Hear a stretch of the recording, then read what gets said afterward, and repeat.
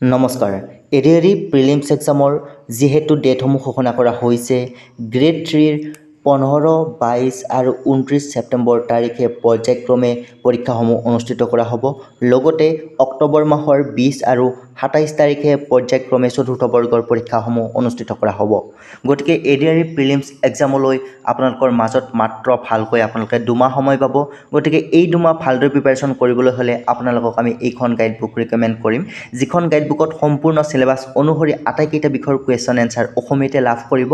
এইখন গাইডবুকত 13,000তকৈও অধিক question answer আপোনালোকে লাভ কৰিব। এইখন গাইডবুক ইতিমধ্যে 10,000তকৈও অধিক পৰীক্ষাৰ্থীয়ে বাছনি কৰিছে। গতিকে আপোনালোকে যদি এতিয়াও ডাউনলোড কৰি লোৱা নাই, ডাউনলোড কৰি ল'ব পাৰিব। লিংক এই ভিডিঅ'টোৰ তলত ডেছক্ৰিপশ্যন বক্সত দিয়া আছে। সেই লিংকত ক্লিক কৰি আপোনালোকে ডাউনলোড কৰি মোবাইলতে প্ৰেক্টিছ কৰিব পাৰিব। যোৱা বছৰ এইখন গাইডবুকৰ পৰা যথেষ্টখিনি কুৱেশ্যন এনচাৰ কমন আহিছে।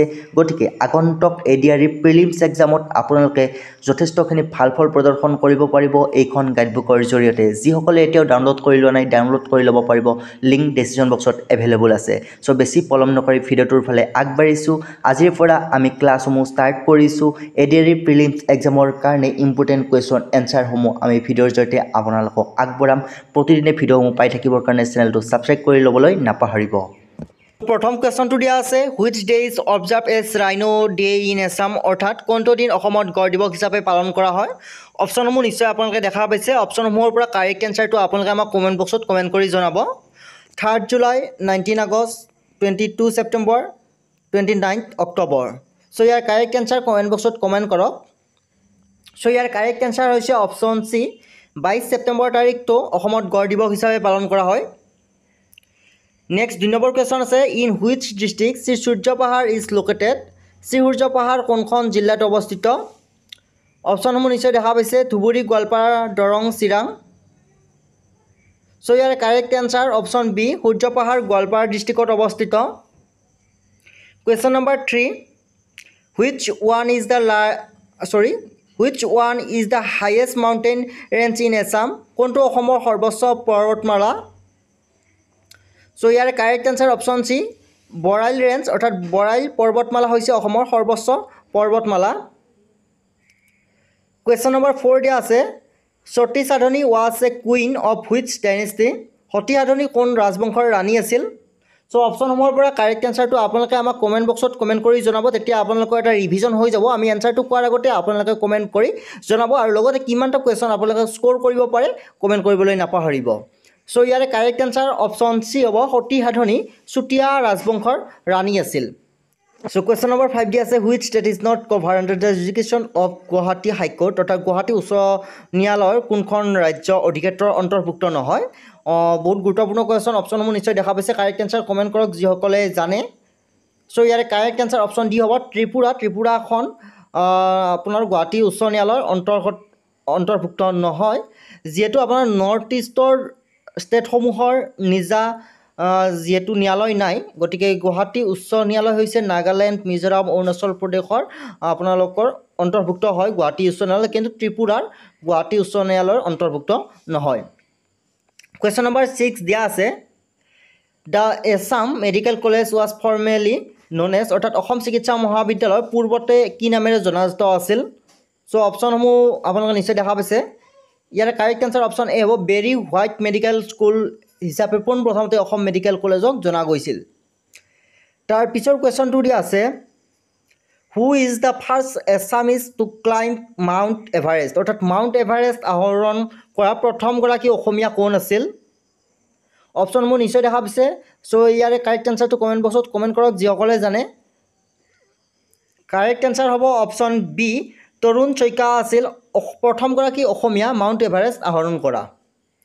কুৱেশ্যন নম্বৰ 8 দিয়া আছে, by area wise Assam is the biggest state in India, অৰ্থাৎ ক্ষেত্ৰ অনুসৰি, ক্ষেত্ৰ মিনছ আপোনাৰ মাটিকালি অনুসৰি অসম হৈছে ভাৰতৰ আটাইতকৈ ডাঙৰ ৰাজ্য, অৰ্থাৎ কিমান নম্বৰ স্থানত ডাঙৰ হয়। অপশ্যনসমূহ নিশ্চয় দেখা পাইছে। চ' ইয়াৰে correct answer option D, 17 number স্থানত আছে ভাৰতৰ ভিতৰত অসম ৰাজ্যখন আপোনাৰ এৰিয়া হিচাপত। নেক্সট কুৱেশ্যন দিয়া আছে, আত্ম অনুসন্ধান ইজ এন অট'বায়'গ্ৰাফি ৰিটেন বাই, অৰ্থাৎ আত্ম অনুসন্ধান আত্মজীৱনীখন কাৰ দ্বাৰা লিখা হৈছিল। অপশ্যনসমূহ নিশ্চয় দেখা পাইছে, হোমেন বৰগোহাঁই, কংকন সেন ডেকা, নগেন শইকীয়া, মহিম বৰা। চ' ইয়াৰ correct answer option A, Homen Borgohain দেৱে আত্ম অনুসন্ধান নামৰ আত্মজীৱনীখন লিখিছিল। কুৱেশ্যন নম্বৰ 10 দিয়া আছে, who was the first to start the system of land survey in Assam, অৰ্থাৎ অসমত ভূমি জৰীপৰ ব্যৱস্থা আৰম্ভ কৰা প্ৰথম কোন আছিল? অপশ্যনবোৰ নিশ্চয় দেখা পাইছে। চ' ইয়াৰে কাৰেক্ট এনচাৰ অপশ্যন এ হ'ব, গদাধৰ সিংহৰ দিনৰ পৰা অসমত ভূমি জৰীপ ব্যৱস্থা আৰম্ভ কৰা হৈছিল। কুৱেশ্যন নম্বৰ 11 দিয়া আছে, which district was provisionally known as Bangmara and Changmai Pathar, অৰ্থাৎ কোনখন জিলাক আগতে বাংমাৰা আৰু চাংমাই পথাৰ বুলি জনা গৈছিল? চ' ইয়াৰে correct answer option C, Tinsukia জিলাক আগতে বাংমাৰা আৰু চাংমাই পথাৰ বুলি জনা গৈছিল। কুৱেশ্যন নম্বৰ 12 দিয়া আছে, who is appointed as first river sports ambassador of Assam, অৰ্থাৎ অসমৰ প্ৰথম ক্ৰীড়াদূত হিচাপে নিযুক্তি দিয়া হৈছিল। অপশ্যনসমূহ দেখা হৈছে, ইয়াৰে পৰা কাৰেক্ট এনচাৰটো কমেণ্ট কৰক, ইম্পৰ্টেণ্ট হয়। So' correct answer option A, Hima দাসক অসমৰ প্ৰথম ক্ৰীড়াদূত হিচাপে নিযুক্তি দিয়া হৈছিল। কুৱেশ্যন নম্বৰ 13 দিয়া আছে, which Assamese writer is also' known as উপন্যাস সম্ৰাট, অৰ্থাৎ উপন্যাস সম্ৰাট বুলি অসমৰ কোনগৰাকী লেখকক কোৱা হয়? চ' আমি সকলোৱে জানো ৰজনীকান্ত বৰদলৈক অসমৰ উপন্যাস সম্ৰাট বুলি কোৱা হয়। So' correct answer option C. So' next question দিয়া আছে, what is the meaning of the word Aye in the festival name Ali Aye Ligang, অৰ্থাৎ আলি আই লৃগাং উৎসৱটোৰ আই শব্দটোৰ অৰ্থ কি? চ' অপশ্যনসমূহ নিশ্চয় দেখা পাইছে। চ' ইয়াৰে correct answer option B, fruit হৈছে আই শব্দটোৰ অৰ্থ। চ' নেক্সট কুৱেশ্যন দিয়া আছে, the Baisagu festival is celebrated by which ethnic group of Assam, অৰ্থাৎ বাইচাগু উৎসৱটো অসমৰ কোনটো জাতিগত গোটৰ দ্বাৰা উদযাপন কৰা হয়? চ' ইয়াৰ correct answer option A, Bodo, অৰ্থাৎ বড়োসকলৰ বাইচাগু উৎসৱটো পালন কৰে। চ' নেক্সট কুৱেশ্যন দিয়া আছে, which of the following wildlife sanctuary is located in Udalguri district. So' নিম্নলিখিত কোনটো বন্য অভয়াৰণ্য বন্যপ্ৰাণী অভয়াৰণ্য ওদালগুৰি জিলাত অৱস্থিত? অপশ্যনসমূহ আপোনালোকে দেখা পাইছে। চ' ইয়াৰে কাৰেক্ট এনচাৰ অপশ্যন বি হ'ব, বৰনদী যিখন আপোনাৰ বন্যপ্ৰাণী অভয়াৰণ্য আছে সেইখন হৈছে আপোনাৰ ওদালগুৰি ডিষ্ট্ৰিক্টত অৱস্থিত। নেক্সট কুৱেশ্যন দিয়া আছে, the rainforest research institute in Assam is located, অৰ্থাৎ অসমৰ বৰষুণ বন গৱেষণা প্ৰতিষ্ঠান ক'ত অৱস্থিত? কাৰেক্ট এনচাৰ অপশ্যন ডি, যোৰহাটত আছে অসমৰ বৰষুণ বন গৱেষণা প্ৰতিষ্ঠান কেন্দ্ৰ। Question number 18, Hamren is the headquarter of which one district, Hamren কোনখন জিলাৰ মুখ্য কাৰ্যালয় হয়? অপশ্যনসমূহৰ পৰা কাৰেক্ট এনচাৰ অপশ্যন ডি হ'ব, ৱেষ্ট কাৰ্বি আংলং হৈছে হামৰেনৰ মুখ্য কাৰ্যালয়, অৰ্থাৎ হামৰেন কোনখন জিলাৰ মুখ্য কাৰ্যালয়? ৱেষ্ট কাৰ্বি আংলঙৰ মুখ্য কাৰ্যালয়। Question number 19, the novel Abhijatri was written by, Abhijatri উপন্যাসখন কোনে লিখিছিল? Correct answer option C, Nirupama Borgohain Abhijatri উপন্যাসখন লিখিছিল বা ৰচনা কৰিছিল।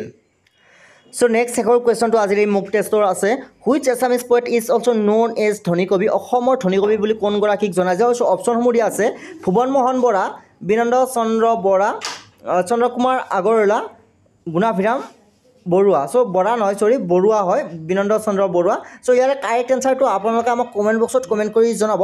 নেক্সট ভিডিঅ'ত যি 5গৰাকীয়ে আমাক শুদ্ধ উত্তৰ দিয়ে সেই 5গৰাকীৰ নাম মেনশ্যন কৰা হ'ব। চ' আজিৰ ভিডিঅ'টো এইখিনিতে শেষ কৰিছোঁ।